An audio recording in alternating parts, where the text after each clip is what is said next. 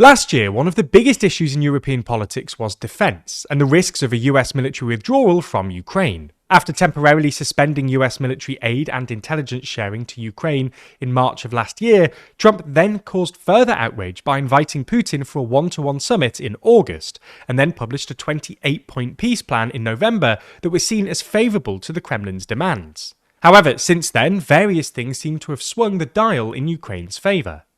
Russia's war economy is struggling, its military advances have stalled, and Ukraine is successfully striking targets deep inside Russia. More interestingly though, Ukraine seems to be quietly and strategically reducing its reliance on the US. This week, for instance, the Financial Times reported that Ukraine has successfully tested a domestic alternative to the US's Patriot missile system, while Ukraine has also become more diplomatically and economically self-sufficient.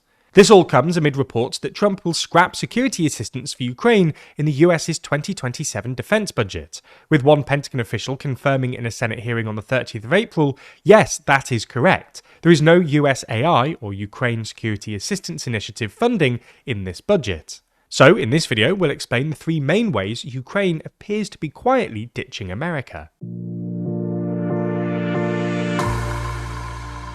This map shows all of the places Trump has launched military offensives since returning to the White House last year. How did we reach this point? In the latest issue of our magazine, we run through a timeline of Trump's military chaos around the world.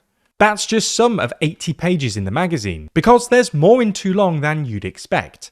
Purchase your copy by clicking the link in the description. Let's start with a recap of US military aid to Ukraine. Under former US President Joe Biden, the US became Ukraine's single largest military backer, committing more than $66.5 billion in security assistance to Ukraine, including defense systems, artillery, armored vehicles, missiles, and ammunition. However, between late 2023 and early 2024, Biden's Ukraine aid package was blocked by Senate Republicans, a sign of growing isolationist sentiment spearheaded by Trump, which alerted Ukraine and Europe to the possibility that Trump might withdraw military assistance if elected to the presidency. Indeed, within weeks of returning to office in early 2025, Trump publicly humiliated Zelenskyy in Washington, D.C., saying, "You're not in a good position, you don't have the cards." Trump also falsely claimed that the US had given more than $300 billion, or around $350 billion to Ukraine, and temporarily suspended military aid and intelligence sharing to Ukraine in March. Throughout the rest of 2025, the various peace plans drawn up by the Trump administration also seemed suspiciously in line with Russia's maximalist war objectives, most notably the handover of all 4 of Ukraine's occupied territories to Russia and the absence of any meaningful US security guarantee. Anyway, as of mid-2026, the tables now seem to have turned. In a CNN interview last month, when asked whether Ukraine does now, quote, have cards in this conflict, Ukraine's ambassador to the US, Olha Stefanishina, said, "We printed them. We might have shortages and access to good cards, but we had to print them." Essentially, Stefanishina is alluding to the fact that Ukraine was forced to become more self-sufficient because of Trump's pivot towards Russia, and over the past couple of years, Ukraine has sought other, mainly European, defence partners, like Germany's Rheinmetall and the Swedish subsidiary of BAE Systems, to diversify its suppliers. On top of this, Ukraine has also massively expanded its domestic weapons manufacturing and development of cutting-edge military tech. This week, for instance, the FT reported that Ukraine has successfully tested a new surface-to-air missile designed as a cheaper alternative to the US-made Patriot systems, nearly half of which have now been used up against Iran, which would offset the need to import more US weapons. At the same time, several other shifts in early 2026 seem to have tilted the war in Ukraine's favour.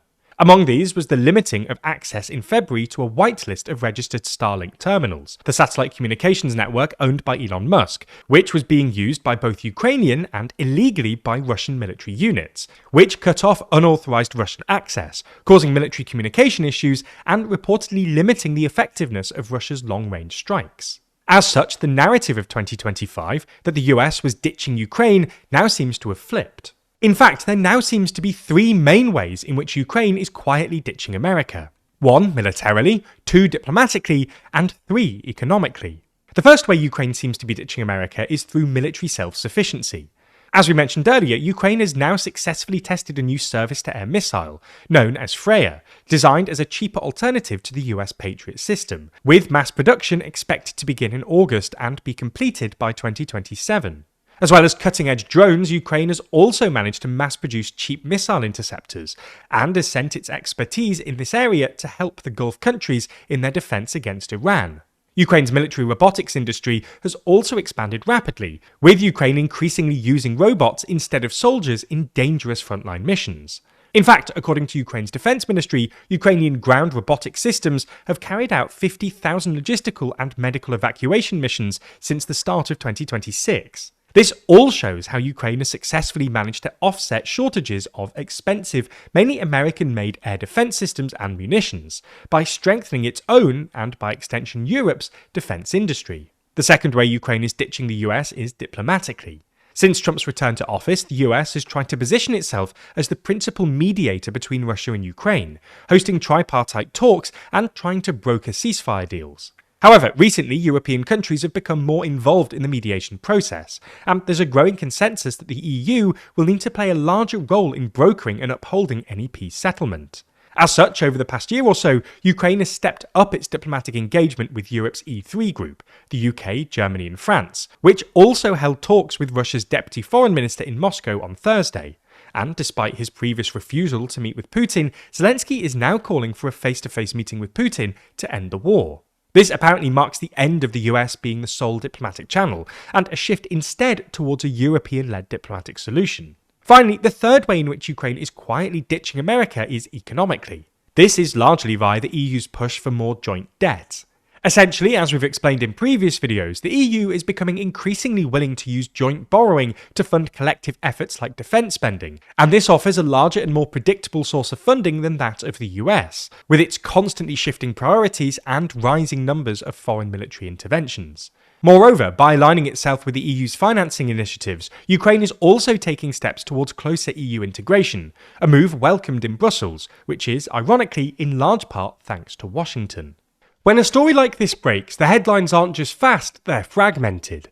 Depending on where you get your news, you might be seeing a completely different version of the same event. So, how are you supposed to know who and what to trust? It can be overwhelming trying to read into language and tone to figure out a particular bias. Well, luckily, Ground News will do all that work for you. Ground News is a website and app that helps you make sense of the complex and ever-changing media landscape. With thousands of articles being thrown at us every single day, it may feel impossible to just understand a story, never mind fully comprehend the bias behind each outlet. Well, Ground News puts all of those articles into one place, finally giving you an effortless way to consume news and digest media bias. And within each article, you can even find comprehensive breakdowns into the ownership, bias distribution, and factuality. If we take this story on Ukraine launching long-range strikes on Russia, for example, we can see that there are 116 sources currently reporting on it, with most of the coverage coming from the left. Taking a look at the headlines, we're able to understand the differences in reporting on each side, with the left leading with Ukraine's strike capabilities and the right focusing more on the targets inside Russia. And it's not just the stories we see that shape the narrative, it's the ones we don't. With Ground News' blind spot feed, you can see all the stories you might not have seen on your feed, both local and international, keeping you fully informed even outside of your media bubble. And this is so important, as a Duke University study finds that exposure to news blind spots can moderate positions and reduce issue polarization. So, if you want to start questioning the narrative, you can join Ground News today, and using our link, you'll get 40% off their unlimited access Vantage plan. All you have to do is subscribe through the link in the description, go to ground.news/TLDR, or scan the QR code on screen, and you'll be supporting an independent news platform working to make the media landscape more transparent.